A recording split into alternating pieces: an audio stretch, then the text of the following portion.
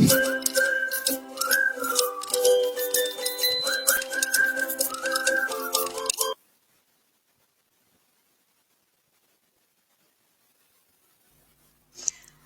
everyone, my name is Saleha and welcome to Gupshup with Saleha. Tonight we are chatting about jobs, what the current scenario is like, where to find jobs, how to update your CV and stand out, what you can do in the digital space, and what exactly are transferable skills. Meet my guests, Tanvi Moore, an HR professional and a community advocate, and Anuj Ghanekar, a senior manager at a multinational company. Welcome to the shows, guys. How are you? Thank you. Good. How are you? Good, thank you. Thank you. Good evening, everyone. Before we start with the questions, may I request you to say something about yourselves to our viewers? Anuj, let's start with you. Thanks, Saleha, and thanks everyone, all the viewers. My name is Anuj, and I am working as a senior manager in an IT organization, multinational here in Melbourne. And I have been in Melbourne for last 4.5 years, roughly.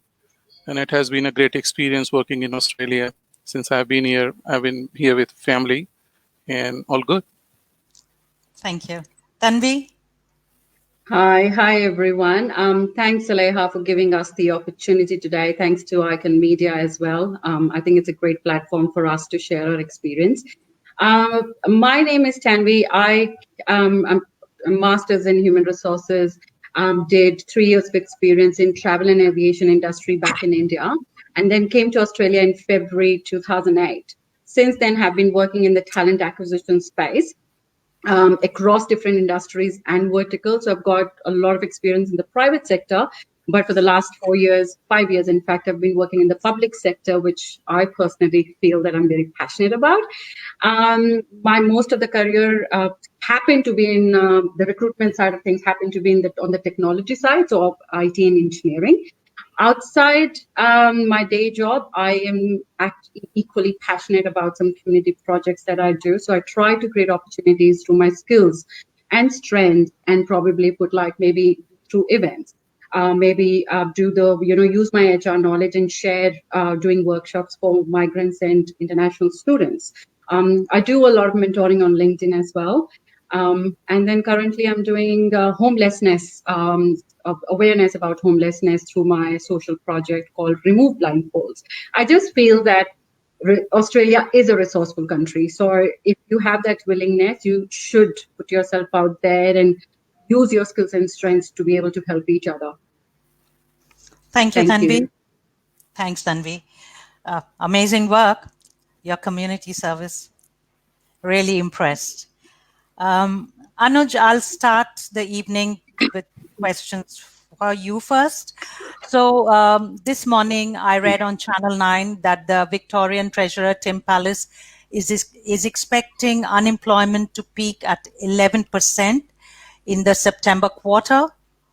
What is the current job scenario looking like? Yeah, well, given the COVID situation, definitely job scenario, I mean, in one term or in one word we say, then it's challenging, no doubt. I mean, we all are facing it. That's the reality, no doubt about it. And I've been looking, I come from IT, so I can talk more on IT as well, but Sure. primarily hospitality sector, let's say, or all these, if you go to the coffee shop and all these places where we go for consuming stuff, I mean, those are definitely impacted. And as you just talked about the numbers as well, even I was looking at Australia level also, it has been rising. We know that people, I mean, one thing is unemployment, but at the same time, we have underemployment also, which is not seen very clearly, but that's something to. But having said that, I mean, it is a challenging situation. But it's always like that. Every challenge comes with an opportunity as well, as we say, right? So the whole thing is that from our perspective, how do we react to the situation? How do we see things around us? And I think that's much to talk about. And then know from others as well what they are doing, and prepare ourselves. So yeah, I think it is challenging, but at the same time, it gives us an opportunity to explore ourselves, exploit our own capabilities, Of course. and do something different. So we need to be ready, prepared for that. So that's how I Thank look you, at it. Anuj. Thank you, Anuj. Tanvi, where should one look for jobs? And in these times, how do you actually market yourself? It's a very broad question, Saleha, and I It actually is, do yes. have, yes, I do have quite some information on this, and I'm hoping that it will be helpful for our listeners and audience here. So, you know how we call the word organizational awareness these days? These days, we actually use that word quite often. And similarly, I look at it from the candidate's perspective that they need to have employability, a self-employability awareness, okay, where they actually can look up their strengths and transferable skills before even they plan to apply for the jobs. Yes. That's how I look at it, right? So once you are ready with that, once you have done that homework where you've done your SWOT analysis and you've done your transferable skills understanding, that's when you start applying for the job. So I'm gonna talk. Actually, I actually made notes of some of the major websites that people can actually look at. So there are a few different ways that you can look for jobs. So the first one are the traditional websites, okay? But even in those websites, I'm not too sure if everyone is aware of the different initiatives that the government has started as well. So you've got your Seek, Career One, Career Yes. Jet, Indeed. These are the common ones. Then you have got Jora. another Yep. called edzuna.com.au. Sorry. Edzuna.com.au. Okay. That's a Tanvi, just great a tool. moment. Yep. Yep. Sorry, Tanvi. I'm just going to tell our viewers to Sure, get a pen and paper, and if they can write sure. down these sites, although this will be available to them if they want to see it later. Yep, yep, Yep. yep. We Thank can you. put that. Yep. We can share that on the comments Yep. section as well. So, Yep. so Career One, Seek, Career Jet, and Indeed. Probably most of the people would know about it. There is a website called Arjuna. Arjuna is a great tool where you can actually look about what your skill set looks like and what is the salary in the market. But it also connects like literally connects thousands of jobs on one platform and have a smart way to filter your requirements.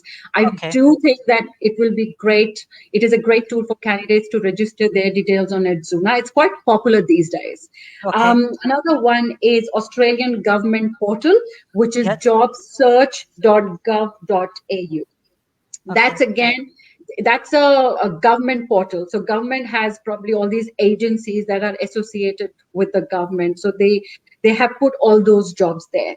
There is obviously the state government websites in each state that Yes. people can go up to, and people can jobs.career.wig.gov.au, like that people can search for respective states. But a great initiative that was done by Victoria was working for Victoria. Working for Oh, Victoria okay. has Yeah. a platform where this is their initiative to be able to provide jobs to anyone and everyone who have lost their jobs because of COVID. So there is, the candidates have to register their details on Sidekicker. They'll be able to switch on the alerts, put their details in and have the alerts. So any that kind of the opportunity that they are looking for, they will get an email about it. But also they are able to apply for the jobs. And another good thing is they are able to do some quick short-term online courses. They are Okay. not huge courses. They are not 2 months, 3 months. They are very short courses, 2 days, 3 days. But those are the micro certification, which can really help them to have that additional value on their resume.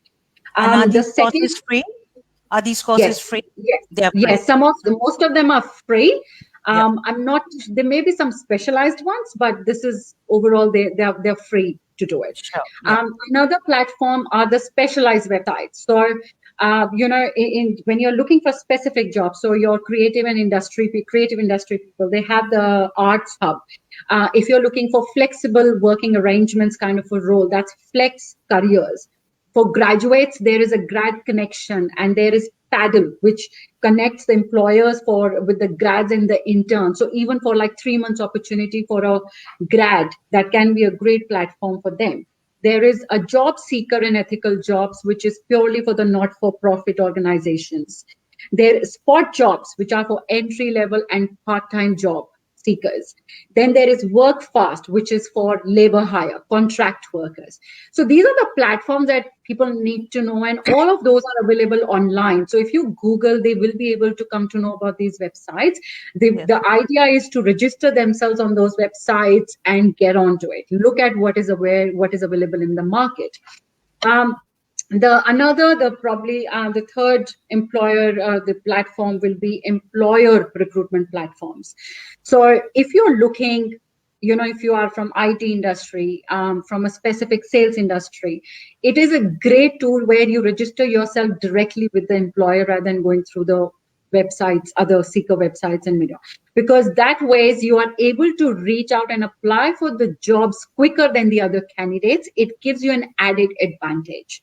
It also gives you an advantage to apply, to address your transferable skills, because there are some questions that direct employers ask to their candidates directly. So another platform for people to look out for jobs right now, which I can't talk enough, is LinkedIn. It is probably the strongest tool, and I'm sure Anuj will agree. It is the strongest tool for all our candidates to look for. So connect with recruiters, right? Look out for the jobs there. Couple of things that I would really want to say when they want to connect with recruiters. Please do not send your resumes straight away to the managers or recruiters without speaking to them. It doesn't serve any purpose. We may not have that kind of a schedule where we are looking for like 200 resumes online. So please do not do that. Do not send a message to recruiter where they say, can you please look into my profile and let me know if you have any jobs for me. It doesn't work like that. You need to do your homework. You need to do proper search, for the roles that you're looking for. And probably if you have questions, put out your questions. You'll have more probability of receiving a response from the recruiters and managers than simply doing that. If you have given a time to any manager or a recruiter that they have given you a time saying, please call me on that number, please make that effort to do that call. Otherwise, you lose an opportunity which could have given you an additional benefit or probably a guidance in terms of, right? Another way you can use LinkedIn to look for jobs are some of the amazing networking groups, mentoring groups that people are running on LinkedIn right now. I would like to highlight 3 prime groups right now because they are doing amazing, and I probably know 2 of them personally. One is the Libby Mitchell profile and page. Libby, I worked with her in my current job. She does 2 minutes video for job seekers, for the interview tips, for the job hunting tips. They are quick, and those are so valuable that people can really connect with her and ask questions. The second is Nashad Gadani. He does your career down under. He started that on venture, but right these days he's career care package. Career Care Package does a lot of live sessions on LinkedIn where he is actually connecting a lot of experts on that platform with 360-degree of advice for candidates doing job search. The last one is Vinesh Balan. He helps migrants, students for jobs who are doing job hunting. He has recently started Job Search Like a Boss. I feel candidates really need to connect with these 3 primarily because they are offering extremely valuable service, and you will meet other people, you will network with them. That is the way for you to find out about more jobs. I'm sorry, there is so much information here, and I'm really hoping people get out of it. And the last one are the hashtags. These days, probably that is the quickest way. So even if you want to Google or on LinkedIn, just put in content. Under the content category, if you put hashtag and use the following one, you will see the jobs advertised from different corners of the country and probably the globe as well. So hashtag job opportunity, hashtag corona hiring, hashtag coronavirus hiring, hashtag now hiring, hashtag COVID hiring, hashtag recruiting, and hashtag vacancy alert. These are really, really good tools for our job seekers to get onto, and probably very effective as well. Okay. Thanks, Tanvi. Thank That you. was really informational and very helpful. I just want to tell my viewers that I can see all your questions. We'll come to them after we finish a few more questions from our guests. And then I will go back and answer each one of them. I'm sure my guests will do so. Thank you. Thanks for your patience. Anuj, as a senior manager, what are you looking at when you're hiring? Yeah, sure. Can you hear me? Yes, I can. Yes, I can. Okay, cool. Thanks. Yeah, and appreciate what Tanvi just had us through. It was really an eye opener for me as well. I mean, sitting, on the other side of the table, how much it goes on in the background. I did have some idea, but definitely Yeah. great. I'm glad. Yeah. So yeah, good. So once I guess what Tanvi had just gone through, and I guess from recruiter perspective, when we advertise something, usually you may have, I mean, everyone may have seen what are the requirements, skill requirements, what's the background, all those things. So it gives a very clear idea, and that's how recruiter does it always. That what is needed. So from the candidate perspective, we need to be really responding to that point to point, make sure that it's not a big story around and try to make your case, but to be very clear on that. So now from the hiring part, when actually things have been, very first thing is shortlisting. Okay. Yes. So as we started with that, the scenario is challenging, and believe me, the challenging it has been, as far as I have seen after coming here, even otherwise, when I talk to my friends, many of friends, I mean, they have shared that, let's say 6 or 7 years back, when they were looking for a job, definitely within a week they had multiple offers, or at least they must have been interviewed and things like that, Yes. based on where you are and what kind of profile you have, of course. So because the reason was, I guess, the competition, and we know because of the opportunities and skilled immigration, and we ourselves are in the market so much because of unemployment or underemployment. So for one opening, we have multiple resumes there, right? I mean, there are so many candidates where I have to Yes. competing with, and that's where all the steps what Tanvi was mentioning, those are really very nice to follow. So from hiring perspective, once I have those resumes, I may have to shortlist also. It comes to me, right? So I look at that, how pertinent or how exactly. So a few things to start with. What I look at, very first thing would be, of course, the skill match. What I am looking for, does this person possess those skills and the experience and things like that. So those are the primary, of course. What kind of work this person has done in this particular area. And there what happens, there are two kinds of things. One thing is the technical need, what I have, right? If I talk from IT, then if I'm looking for a Java skill, I'm looking for .NET skill, or I'm looking for data sciences related skills and things like those. Those are very particular. So I'll specify, and I can very well categorize whether this person has the skill or not. And then I start talking to that person when I call. The other thing is, which is, let's say soft skill. This person may have worked in certain other industry also, or certain other work environment, and what's the performance, how is this person has done. So while hiring, I look at the direct skills, technical skills, I look at the soft skills, and there will be different criterias. And then when you interview, then what we look, I mean, currently maybe I'll do it as video, right? Otherwise we do it very much face to face as well, based on where the person is and things like that.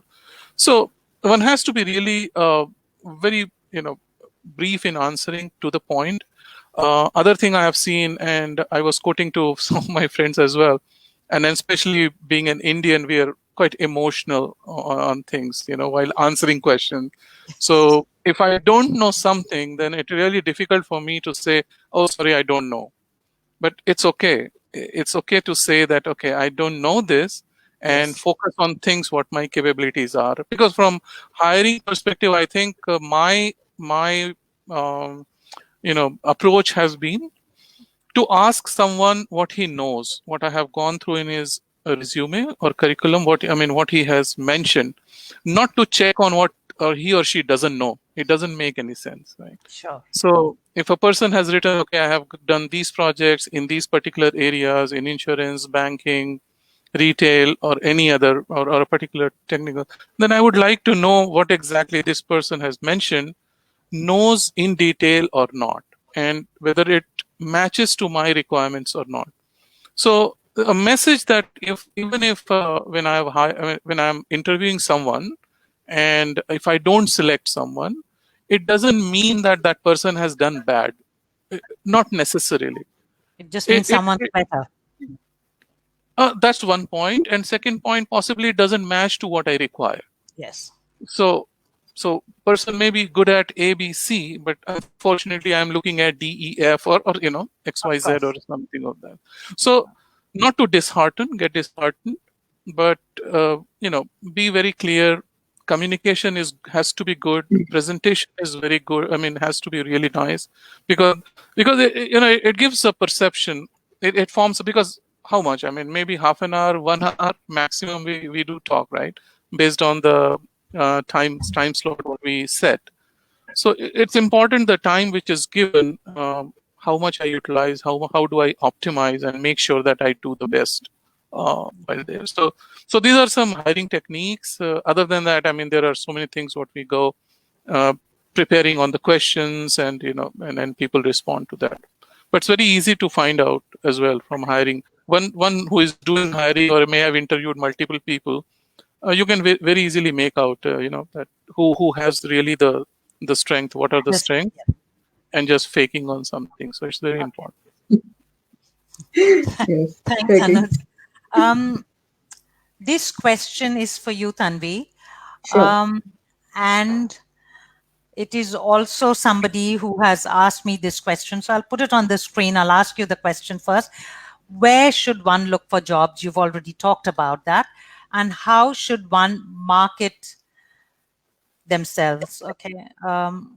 Yep. Can you please advise us? Sorry, I'll just read out what Ashish is saying. Yep. He wants to know, can you please advise us on how to write our CV? What to include? Should we hire a professional to look at our CV? Can I just say here, I'm happy to help with people with their CVs.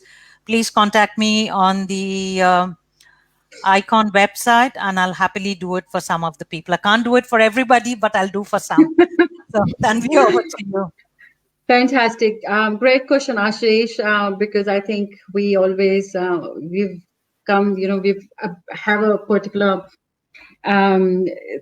perception about CVs in our mind, what it can be, what it can't be, and all of that. And but what the first thing that I've learned when I came to Australia is how different the CV can look from my home country, where I've got the other experience from this country. So I'll try to take a more pragmatic approach about, because as you mentioned, in terms of how we need to present ourselves, right? So I couldn't agree more with Anuj when he says that technical skills, and then he's trying to look at the soft skills as well, because the idea is for us is to get the best out of you and not to grill you, right? That is the idea. So you have to take that into consideration. So the way I put down is, you've got your CV and your cover letter. That is the skeleton of your work piece. Okay, and I'll expand on it. The second is your LinkedIn, where you put a little bit more flesh onto what you have done. And the last thing that comes to interview, where finally you have to join the dots and articulate. So I can't emphasize enough to people that please do create your LinkedIn ID and it is more than, that's your visibility right now, right? So make it look more than just a piece of paper, right? So talking about the CV, that is the space where you talk about your qualification, what you have done, where have you done, and the time frames. Okay. Your LinkedIn is an opportunity and a platform for you to use and write your transferable skills from that particular space to this particular space, right? So tell a story here. Do not copy and paste your resume on your LinkedIn profile. Okay, things that you have learned, you have developed. Share your pictures and images of the presentations, the projects that you have done, any voluntary work that you do. So have videos in there. Make it look something interesting for people. Why I'm saying is that these are the days when just a piece of paper is not enough for us. And after the interview, or before the interview, we may straight away head on to the LinkedIn and wanting to look, what the candidate looks like, right?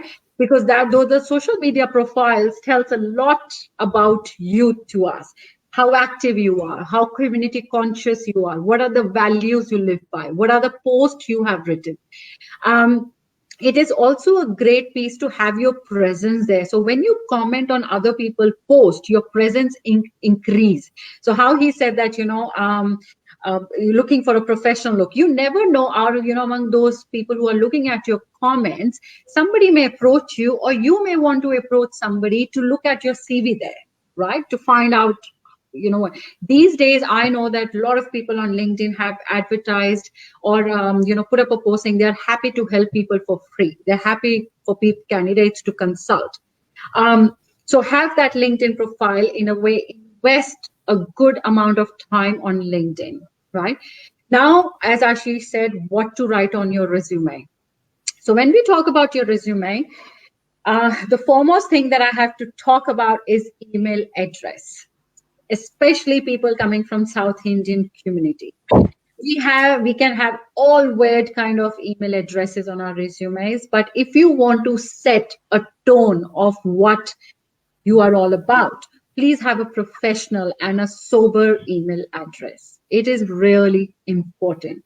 Okay, do not ignore that. When talking about your resume, there are candidates who write full address. There is nothing wrong with it, but even if you write suburb and the state, that is enough. We don't need exact street address. What we're trying to know is what is the distance you're going to be covering, and if you don't have to spend too much time on your traveling. That is the concern from a recruiter point of view, right? So have your address, just a suburb and the state is enough. If you are not from, if you're a migrant, it is great to have just mentioned there in the header, you have full working rights, whether you write citizen, whether you write permanent resident.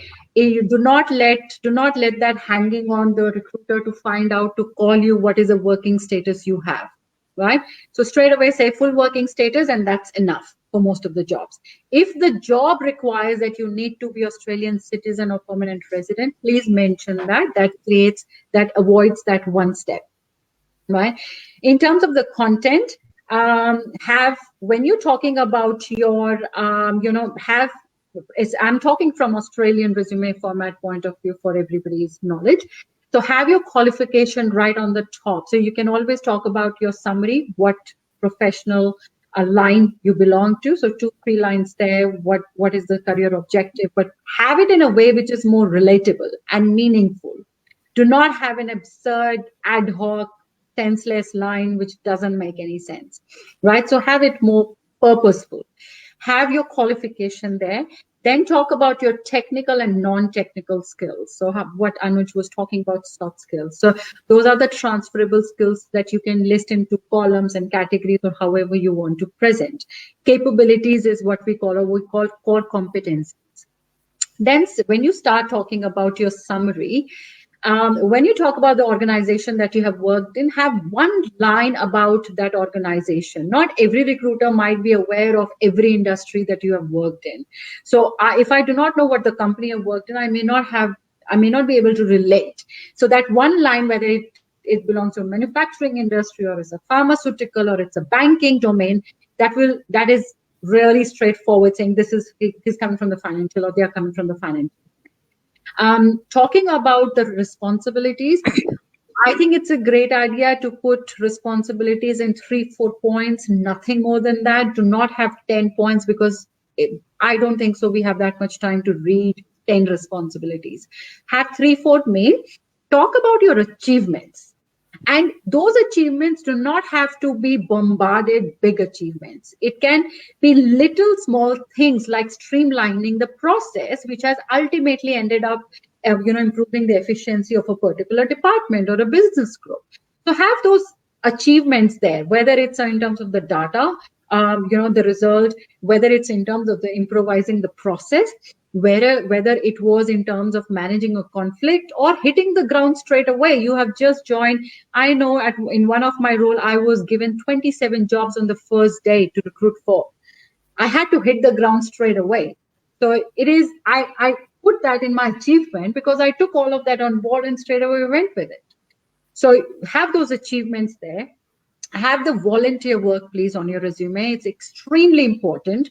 When we say hobbies, you don't need to have your personal details, your mother's name and your date of birth. Talk about your interests. Talk about what excites you. So maybe sports, maybe an extracurricular activity that you do, because I'm sure Anuj will agree that really tells and you're active. You are more than about just 9 to 5 job that we look for. We're not looking for a robot here. We're looking for somebody who can think out of the box, who has that initiative, who has that drive and commitment to do the job.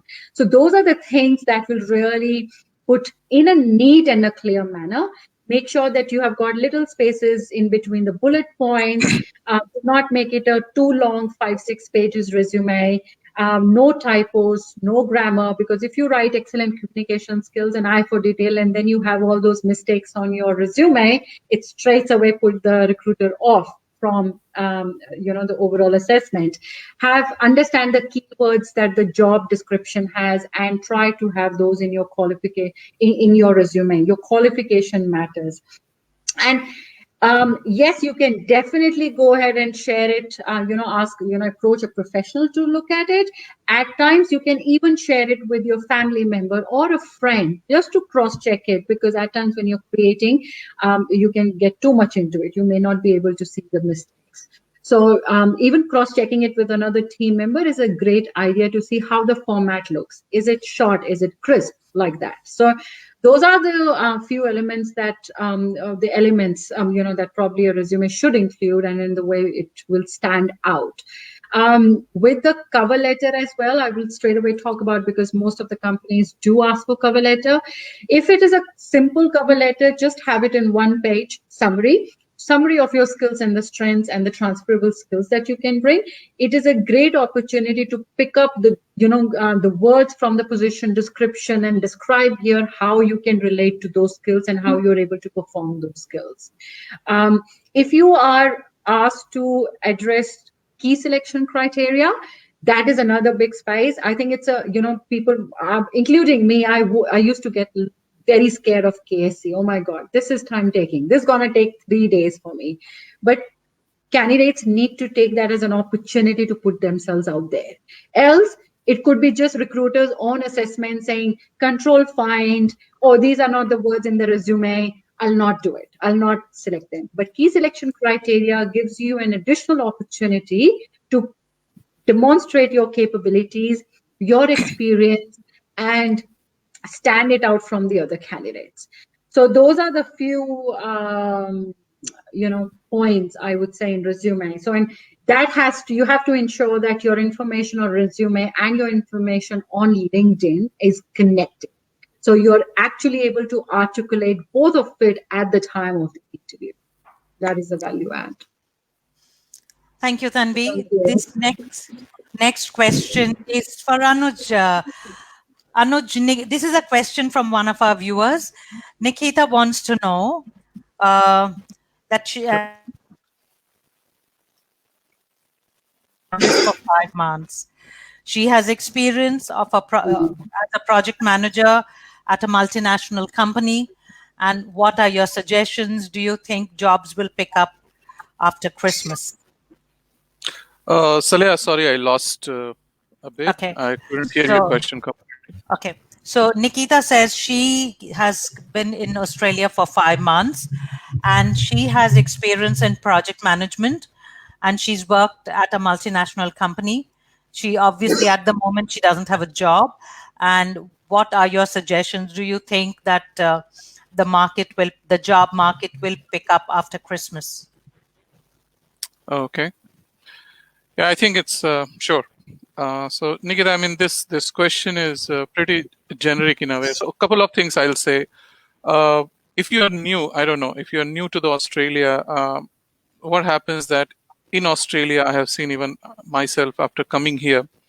One thing which is prominently looked at in your profile, what kind of Australia experience you have.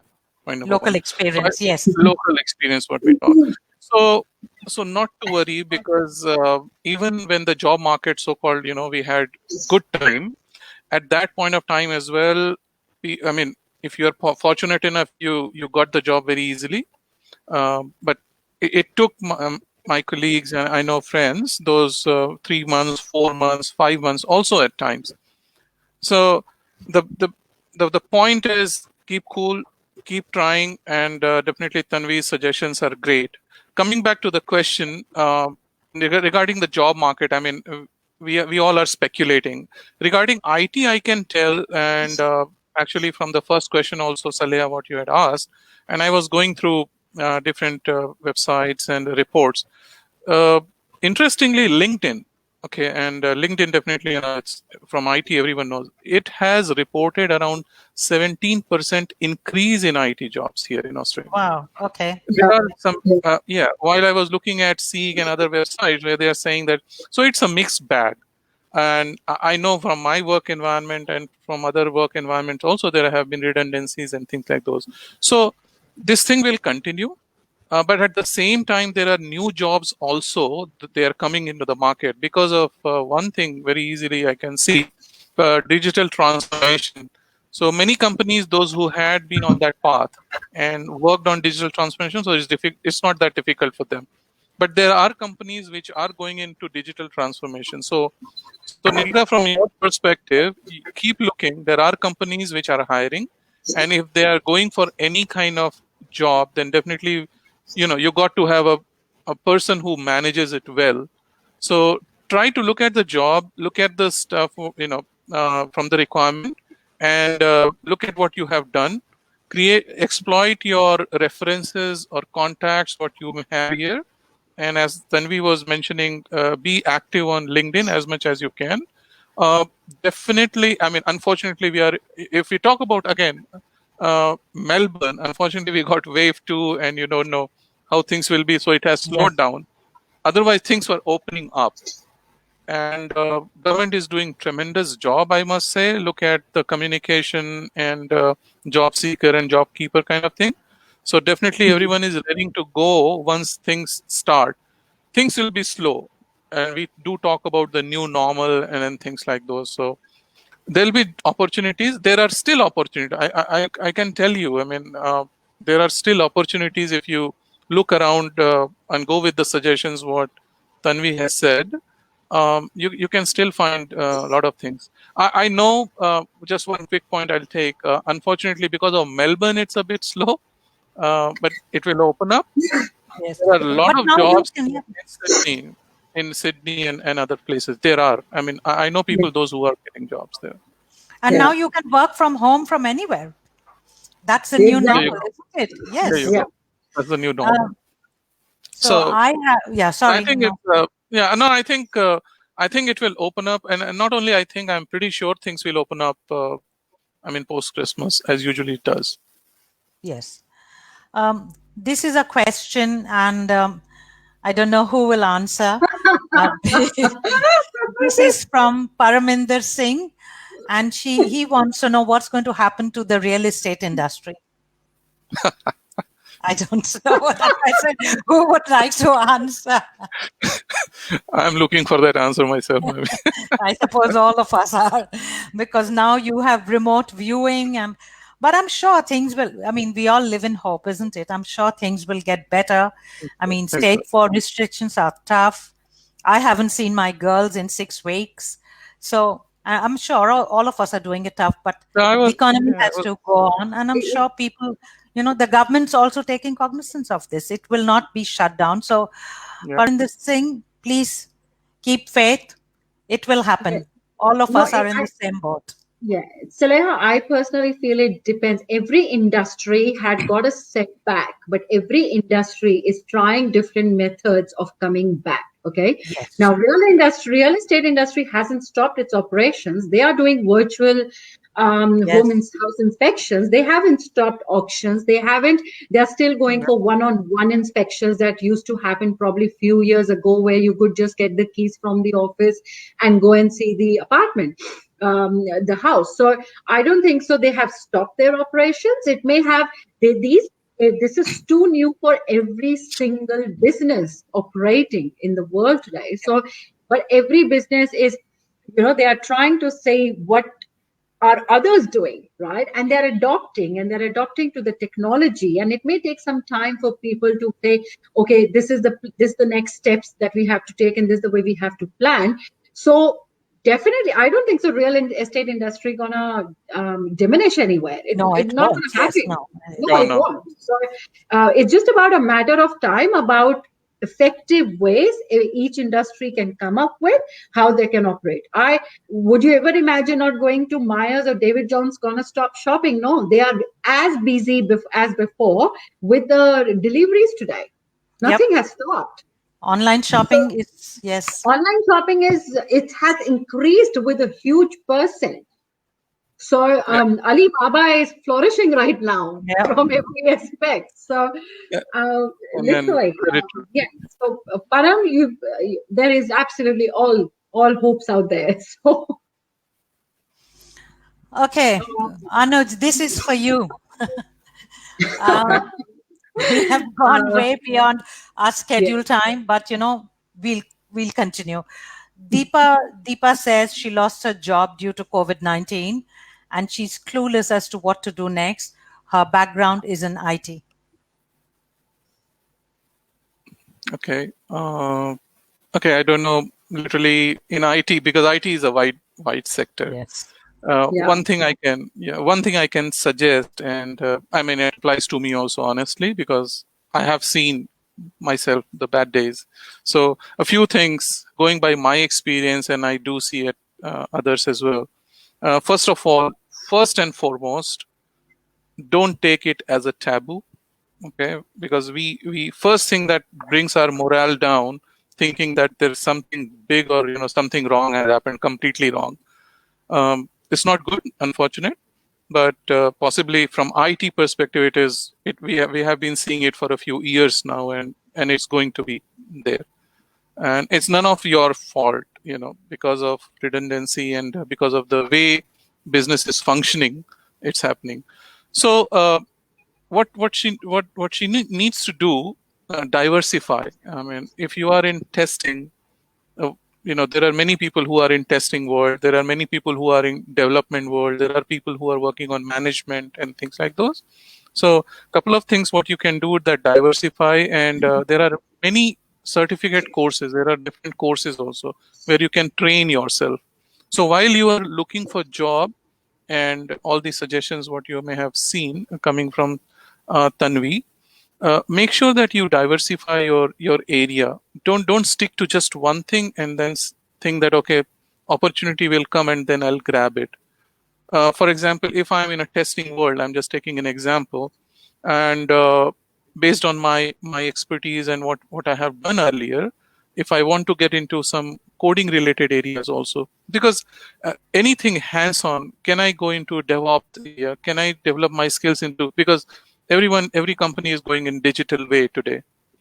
Okay, so those are the technical aspects. If I'm from a business side, what is my expertise? Can I explore that? Can I expand that so that I'm able to relate to the job opportunities which are coming? So these are a few things, and there is no one straight answer to this, but the crux is that how can I diversify and make myself more marketable, more sellable? Yes. Yeah. Saleha, can I add a couple of points here? Yes, because I sure, feel a lot of people will be in this. Yeah, a lot of people will be in this situation right now. So when and Anuj has talked about from technical perspective, how you need to diversify. But from non-technical perspective, it becomes extremely important for them. Anybody who has lost the job right now, one, do not compare yourself with anybody else. Everybody's situation is extremely different. Connect with people who have been in similar situations, but also have crossed that stage. That will give you with motivation, but also some tools that they had they had used to overcome and get another job, right? And third is anything right now, if it is a blockage for you, whether it is social media, whether it is your peer group, when you start thinking this is what's happening with them and this is not happening with me, I'm not getting this, they are getting it, please remove it. Your self-care for this kind of a situation where you have all that kind of a stress on your mind, you have to remove your blockages and have more positive things in front of you to be able to look that way, because that ways you will be able to change your perspective. You will be more open mind to see what you can do. And I think that's one thing with us Indians specifically, where we are so we have done a particular job for all these years and we have got all that experience that we get so box minded that we don't want to do anything else. You have to open your mind, whether it's about industry, whether it's about function, whether it's about your capabilities. You may have to learn. You've never done business development or initiative and accountability kind of things before, but you may have to start thinking about those. So you have to think about your capabilities as well, how you can transfer those skills to another industry.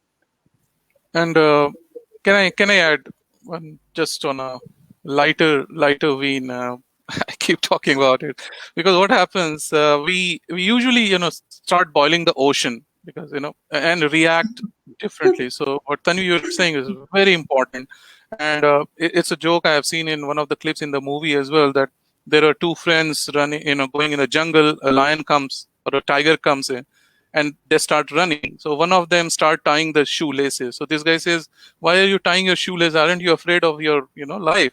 He said, "No, I don't have to outsmart the lion. Rather you. If I'm running faster than you, that's enough." So it's a kind of cruel joke, but this is what one has to keep in mind, that you don't have to beat 100 people or 1,000 people in the market. Just focus small, take small steps, and then keep your morale high. So of course. Okay, Tanvi, this one's for you from Gurpreet. Yeah. What are the things we should prepare for the first interview? Also, I get very stressed before the interview. Is there something I can do to get rid of this? And she says, great job, all of you. Thank you, Gurpreet. We try our best. Thank you. And thank you to my guests. Without them, I would not have been able to do anything. So pleasure. Thank you. No, that is great feedback. Thanks very much, Gurpreet. All right.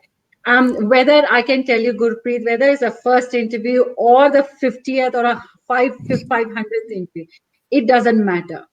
We will always have nerves, irrespective of how much experience we have. So do not consider that you have not been interviewed before, you will have a different kind of nervousness. It doesn't work like that. Okay.